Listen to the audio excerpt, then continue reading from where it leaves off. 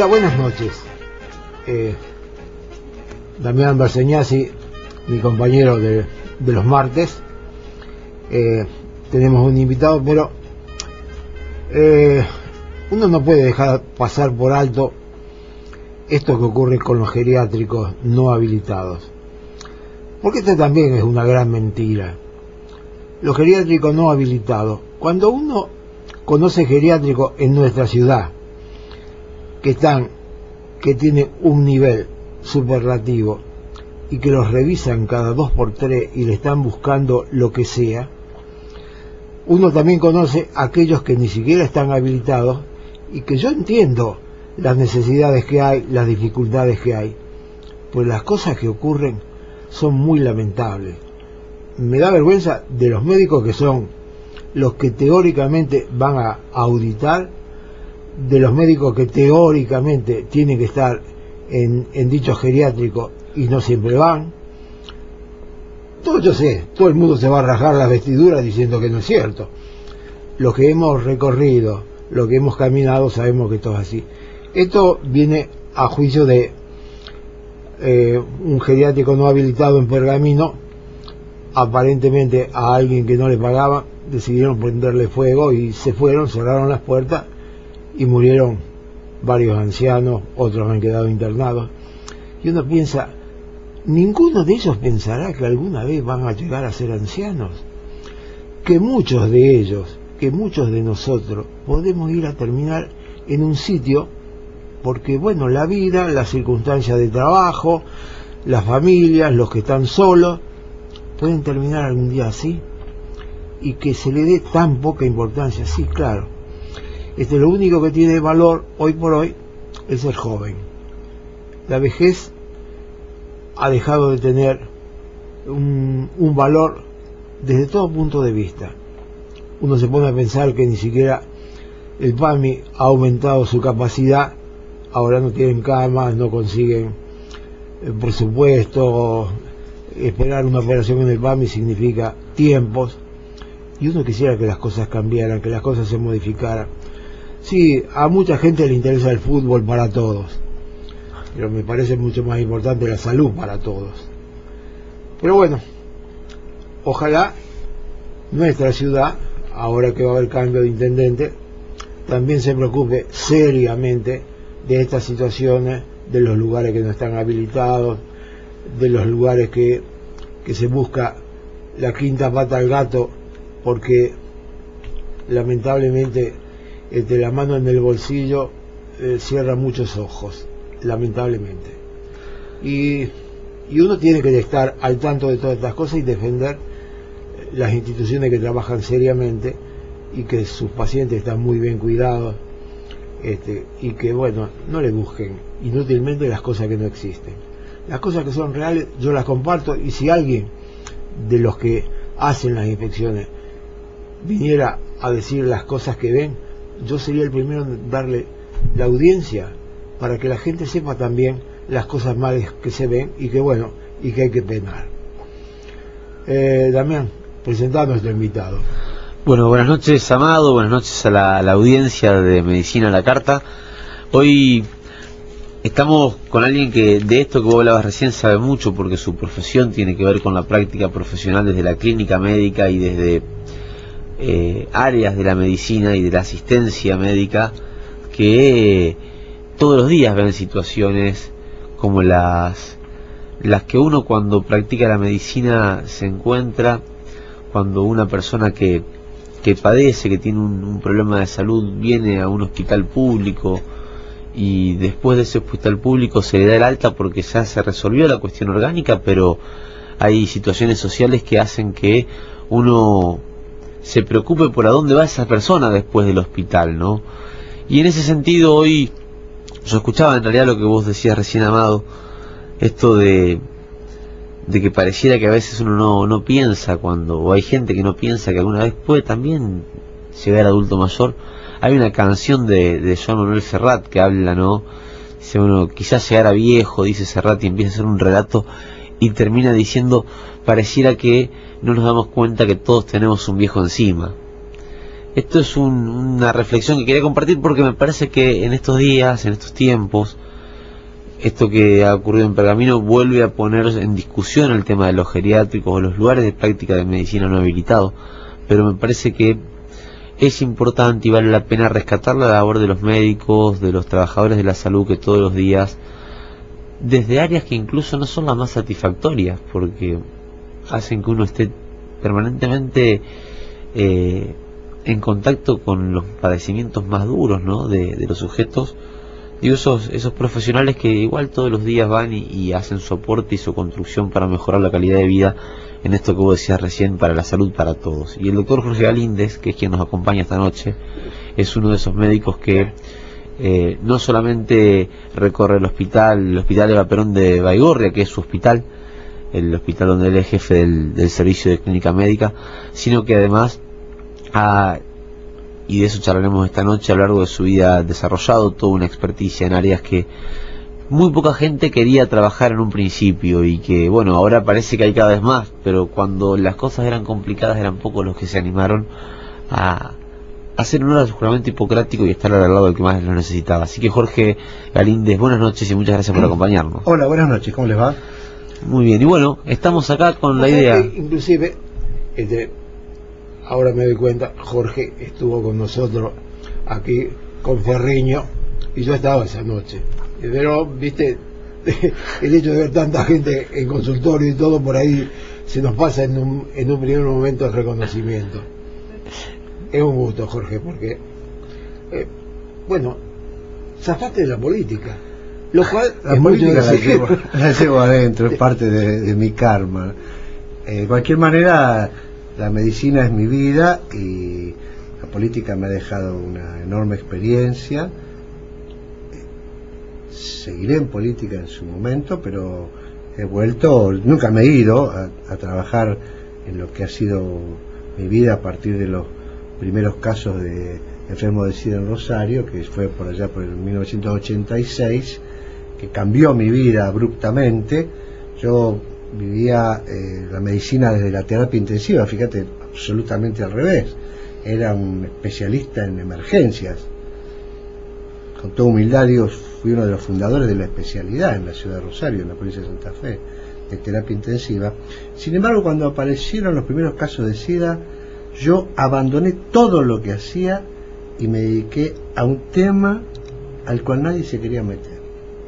Tanto así que uno, con todo respeto lo que voy a decir, uno de los médicos que estaba en el Carrasco, el doctor José Biglioni, decía: Galíndez, nos enamoramos de una renga, decía. Porque claro, era como, con todo respeto, le digo decir, nadie se quería meter en ese tema y nosotros nos metimos. José, tantos otros de ese momento.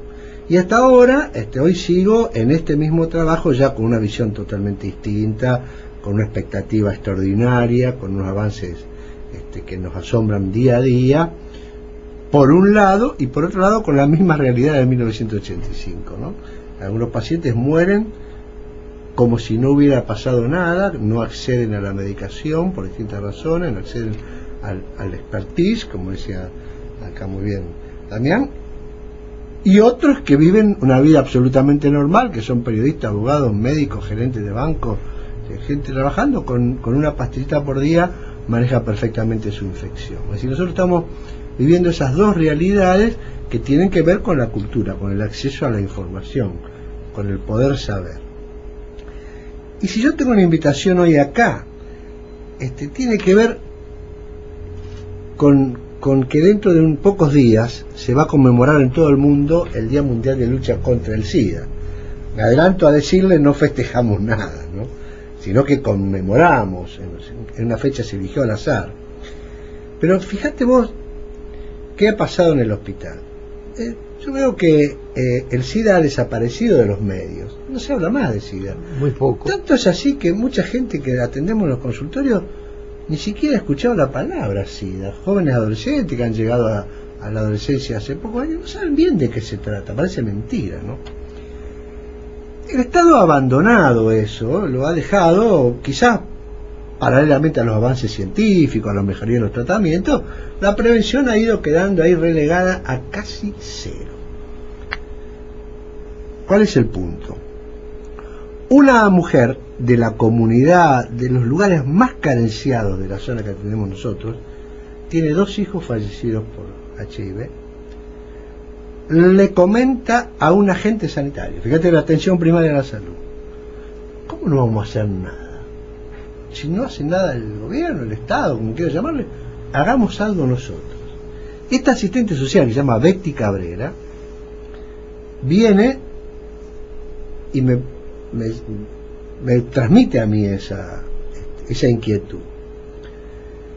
Bueno, yo me sentí impresionado, realmente. A lo mejor contarlo no alcanzo a transmitir lo que significa. Decir, bueno, pero la sociedad se la rebusca solo. No, la sociedad se la rebusca solo. Y a partir de ese momento, y otra vez con toda humildad, quizá con mi presencia, se despertó dentro de los centros de salud que dependen del Hospital Escuela de Vaperón de Granadero Baigorria, una ola de gente que quería venir a hacer algo, a colaborar en el Día Mundial de Lucha contra el SIDA. Entonces ahí nos comunicamos con las autoridades, hablamos con el jefe del programa provincial, hablamos con gente de ahí, y estamos a punto de hacer en la zona norte de nuestra ciudad una conmemoración como se debe. Jorge, 2 segundos, la tanda publicitaria y volvemos.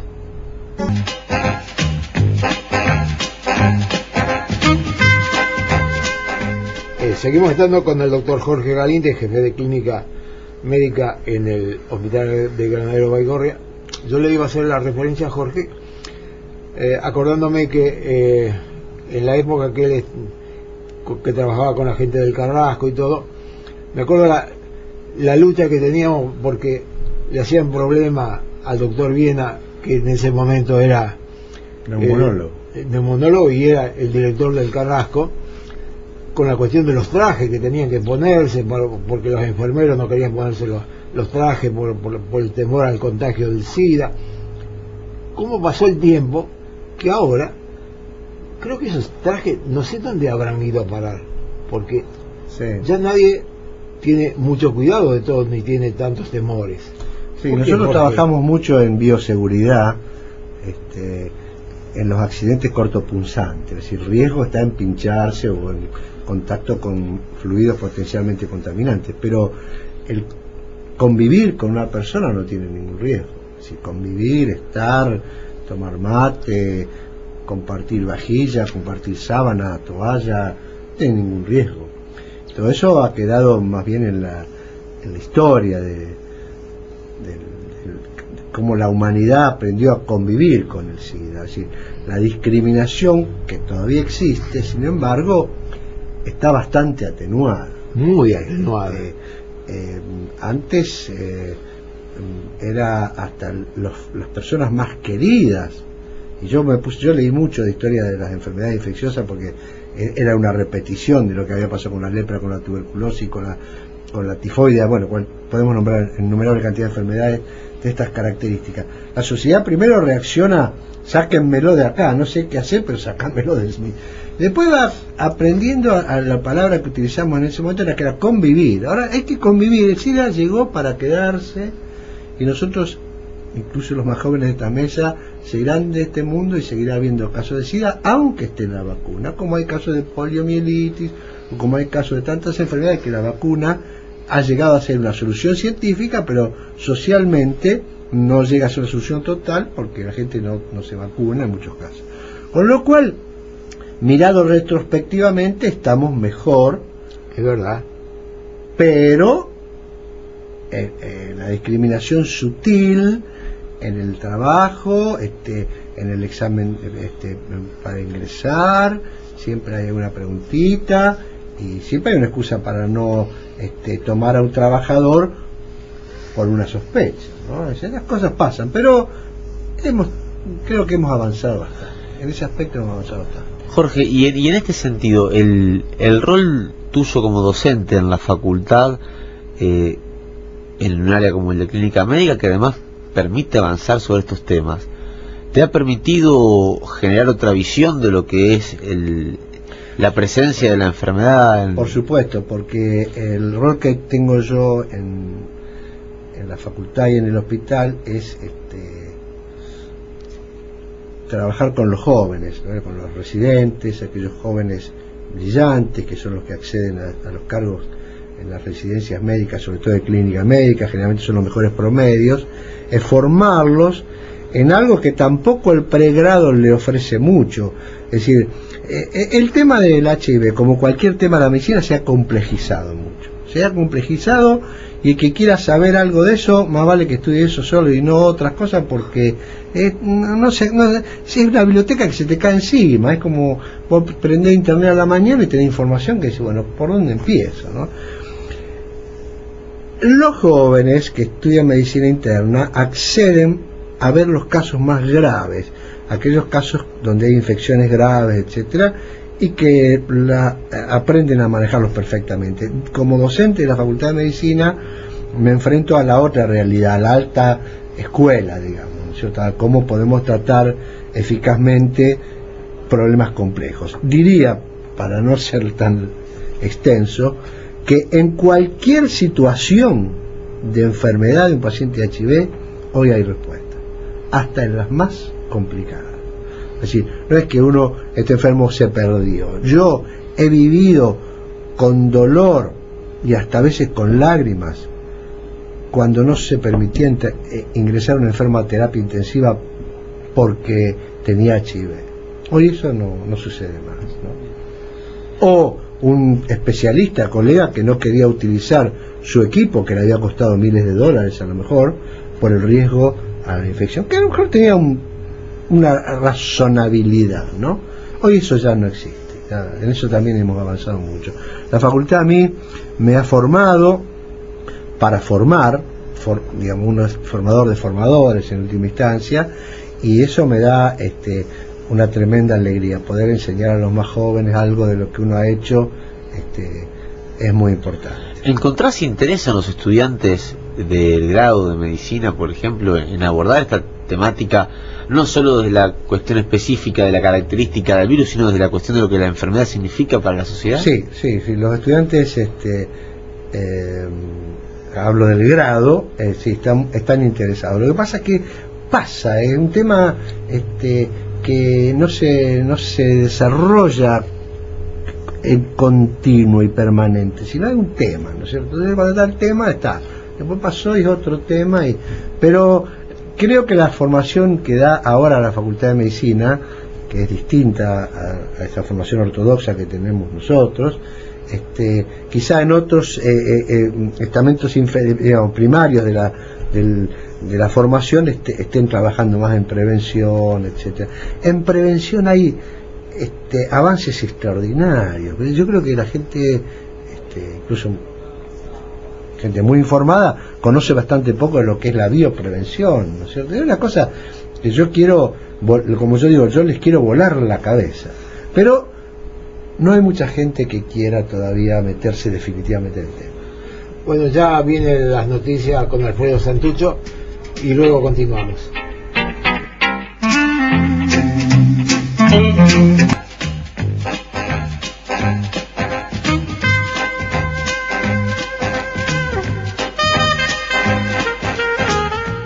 También, yo le voy a preguntar a Jorge, ¿por qué uno no ve? Porque vos decís que en el hospital todos los días uno encuentra 3, 4 nuevos casos con SIDA. Sin embargo, no hay una percepción social de que eso sea así. Casi te diría que parecería que ya pasó. Sí, una pequeña corrección, no diariamente, sino yo que digo que semanalmente nosotros vemos 3 o 4 pacientes nuevos por día, con promedio, ¿no es cierto? Es decir, que es una cifra interesante. La mayoría de las veces la persona a la cual le llega el laboratorio positivo ni siquiera tenía idea de que estaba infectado. Esto tiene mucho que ver con la ausencia de la prevención. La prevención es complicada, no es fácil, pero hay adelantos extraordinarios que es necesario que los que trabajan específicamente en prevención en primera instancia tomen conocimiento de lo que está pasando, ¿no? Y esto me lleva a mí a otra charla interesante, quizá alguna polémica. respecto a la atención primaria de la salud y el HIV. Yo sé que la Municipalidad de Rosario ya hace tiempo que intenta, y de alguna manera en algunos lugares lo consigue, que los pacientes infectados con el HIV se atiendan en los centros de salud. Yo la verdad que no estoy de acuerdo, no porque considere que uno sabe más que otras personas, pero es un tema que ha adquirido tanta complejidad que tiene que estar en manos de especialistas. Obviamente la atención primaria de salud tiene su espacio justamente en la prevención, en la detección, quizás a lo mejor en el inicio del tratamiento, pero mucho más allá de eso la cosa se complica, digamos. No veo yo, no concuerdo con el grupo de gente que intenta sacar a los pacientes de los centros de especialistas que hay en los hospitales y llevarlo a los centros de salud. Obviamente que hay un grupo de pacientes que quizá puedan ser tratados por un médico no entrenado, pero la mayoría de ellos yo diría que no, por lo menos en mi visión. Sé que no es compartida, esto es una visión personal. Yo, digamos, la oncología, por ejemplo, ha logrado permanecer dentro del hospital público, dentro de los ámbitos del hospital de alta complejidad, y manejar sus tratamientos ahí sin tener esa presión. No, lo queremos llevar a los centros de salud, que no digo permanentemente eso. Es que la oncología tiene un significado más traumático que el que tiene ahora el SIDA. Pero la complejidad de los tratamientos oncológicos es bastante parecida a la complejidad de tratar a un paciente con fármacos que son muy útiles, pero también tienen sus complejidades en lo que hace a su toxicidad, a sus interacciones, a la aparición de resistencias. Es decir, es un tema complicado. Entonces, me parece a mí que eso hay que seguirlo hablando. Yo, por ahora, mi visión es que los pacientes tienen que tener un centro de gente que está muy en el tema. Sí. Quizás si uno pudiera pensar en una estructura, y yo creo que desconozco cómo es la propuesta que está haciendo hoy Salud Pública Municipal, pero pienso que si uno pudiese pensar en una estructura de capacitación continua y en servicio del personal de salud, básicamente del médico, de los clínicos y los generalistas, que permitan acompañar el proceso del tratamiento indicado por el especialista, uno podría, creo que eso podría estar incluso generando otro tipo de vínculos entre en eso yo estoy de acuerdo, ¿no? Y me he ofrecido y he tenido repercusión favorable, y aprovechando este Día Mundial de Lucha contra el SIDA, en estrechar esa relación con la atención primaria de la salud. No es fácil que los médicos acudan al hospital porque están ocupados allá, no es fácil que el especialista esté en todos los centros de salud, así que hay toda una historia, pero yo ahí sí estoy de acuerdo. Pero en un médico que está atendiendo muchas cosas, este tema lo va a tomar quizá desprevenido por el caudal de cosas nuevas que hay. Obviamente, si un paciente que está bien, que toma la medicación bien y que se hace los controles bien, y eso lo puede atender, pero cuando la cosa empieza a complicarse, yo con toda humildad lo digo, para mí es terreno especialista, como es quizá cualquier parte de la medicina. Yo, y vuelvo a la docencia de la facultad, tengo una vieja formación, y yo le digo a mis alumnos lo siguiente: escuchen bien, ustedes tienen que elegir entre ser un mar playito o un pozo profundo, y ambas cosas están mal. Está mal conocer un poquito de todo, y también está mal conocer mucho de poco, pero no hay una tercera opción: saber mucho de todo y profundamente, ¿no? Es decir que en esa elección, yo particularmente, a pesar de ser profesor de clínica médica, profundicé mis estudios ya no en una especialidad, sino en una enfermedad, y diría que dentro de esta enfermedad hay especialistas en ciertos aspectos de la enfermedad ahora. Eso se contrapone a la otra visión de la medicina, ¿no? Y esto es una polémica que a mí me gustaría dar a fondo.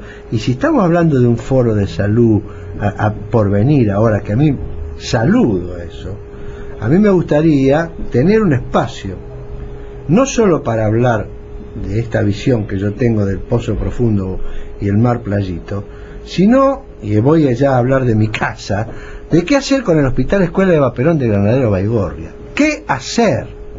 Ese hospital fue hecho para las grandes cosas. Ese hospital tiene una esencia, fue creado para ser punta, para ser líder. Y nosotros hemos vivido durante estos años, no estos 4, estos 20 años. 20 años. No, esto es una cuestión política. El aplastamiento de este hospital con esta idea de las redes. Entonces en un vértice está el Hospital Centenario y el Gran ECA, y los demás aguanten con lo que hay. Y además lo niegan. Entonces yo quiero, si este foro de salud va a servir para algo, va a servir para que nos dejen expresar a los que de alguna manera tenemos una voz diferente, siempre pensando en los pacientes, porque no nos van a correr con eso, y siempre pensando en el hospital, respetando al hospital desde sus inicios. Es un hospital golpeado, es un hospital que, preparado para inaugurarse la Revolución Libertadora, lo cerró, y después no sabían qué hacer con él, y querían poner una gendarmería allí, y después le cambiaron el nombre, no era más la Fundación Eva Perón, era el Policlínico Fernández, José María Fernández, por un excelente dermatólogo que había en la ciudad de Rosario. Y después vinieron los montoneros, y después vinieron la democracia, y no cambió. Y yo hace 30 años que voy a llegar, que estoy en el hospital, y quiero aprovechar este foro, Damián, si se me da la oportunidad, para transmitir eso. Este hospital no está hecho para ser un hospital cabecera de su región. Yo me niego a admitir eso. Tiene toda la potencialidad. Obviamente, si los recursos son desviados al Hospital Centenario o son desviados al ECA, que hagan lo que quieran. Pero este hospital, hoy, mañana o algún día, va a ir hacia el destino de grandeza para el cual fue creado.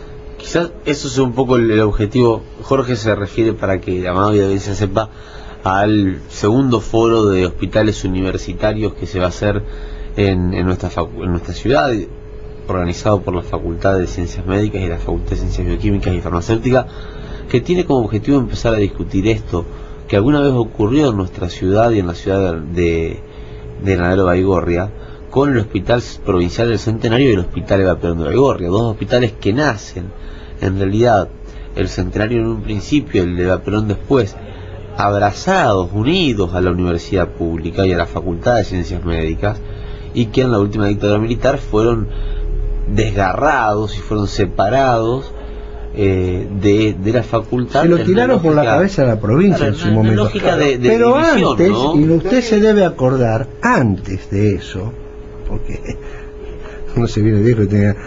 Se lo dividía el Sanatorio Parque y el Británico. Sí, No dígame que no. El Sanatorio Parque ponía a los profesores en el Hospital Centenario, y el Sanatorio Británico tenía el Hospital Eva Perón, como se llamaba en ese momento. Tanto es así que yo tengo escrito un trabajo que se llama Quo Vadis Hospital Baigorria, ¿a dónde vas Hospital Baigorria? Donde dice eso, ¿no es cierto? Que pese a todo, la gente lo llama el Baigorria. Él tomó su propio nombre, no se llama Baigorria. Sin embargo, la gente, es decir, ha sido tan manoseado ese hospital, tan vapuleado, y vuelvo a decir, no en estos 4 años que se han ocupado de profundizarlo, en todos los años que vienen de la recuperación de la democracia, y bueno, antes ni hablar, no se le da el lugar que tiene. Y por eso yo quiero... Con la infraestructura que tuvo... Es un lujo, es un lujo. Es una pena que se haya degradado de la manera que lo han degradado. Y como dice Jorge, no es de esta política, es de largos años de política. Para nada. Ahí es donde insisto en esto. La posibilidad de generar esto nos lo da la democracia, ¿no? La posibilidad de generar espacios de debate, espacios de intercambio de ideas, y el foro de hospitales universitarios. De esto van a hablar la semana que viene nuestra vicedecana y el decano de bioquímicas aquí en este programa. Pero digo, el generar espacios para debatir, para confluir ideas que pueden no ser... A ver, que saludablemente puedan no ser coincidentes. Bueno, por supuesto. Es lo que nos va a permitir recuperar, y en este sentido digo, recuperar los hospitales universitarios, y en este sentido el rol de la universidad pública y la Facultad de Ciencias Médicas específicamente, que desde el año 2007 se ha dado una política de reacercamiento con los hospitales. Parece mentira que durante muchos años la facultad también vivió de espaldas a los hospitales, y los hospitales a la facultad. Es más, el hospital de autogestión, porque somos un hospital de autogestión, no tiene representación universitaria en el consejo. Tal cual. Tenemos representación de la comunidad, de la cooperadora, del personal de salud, de los profesionales, y la universidad no tiene participación alguna. A decir verdad, la universidad también se ocupó de sacárselo de encima, porque no lo podía mantener tampoco. Claro. La universidad durante muchísimos años tenía el presupuesto para pagar sueldo exclusivamente. Yo me crié, y vos seguramente también, en una universidad donde no se compró una silla, desde que yo empecé hasta que terminé. Y hoy vemos una facultad de medicina donde yo veo el obrero que martilla, el tipo que pinta, la computadora que aparece, y me siento una alegría enorme. Siento que algo está pasando. Ahí, a eso que yo debo admitir, porque soy crítico de muchas cosas, debo admitir que el doctor Crisi y ahora Miguel Farroni se acercan al hospital. Pero yo se lo he dicho a Farroni y se lo digo a acá. Más. Porque mi función es esa. Es decir, mi función es decirle, les agradezco, quiero más. Y te voy a decir por qué, Damián. Porque nosotros tenemos que entender una cosa, que no somos más un país pobre, no somos más un país pobre, somos un país rico. Tenemos el oro verde, tenemos el mundo que va a seguir pidiéndonos alimentos, el granero del mundo lo llamaban antes. Vivimos en un país rico, en la provincia más rica y en la zona más rica de la provincia más rica. ¿Qué salud tenemos? Entonces, la salud la debe exigir la gente. Así como esta señora dijo, si no hacen nada, hagamos algo para el Día Mundial del SIDA. La gente tiene que exigirle salud de un país rico. No de hoy para mañana, pero hacia ahí tenemos que...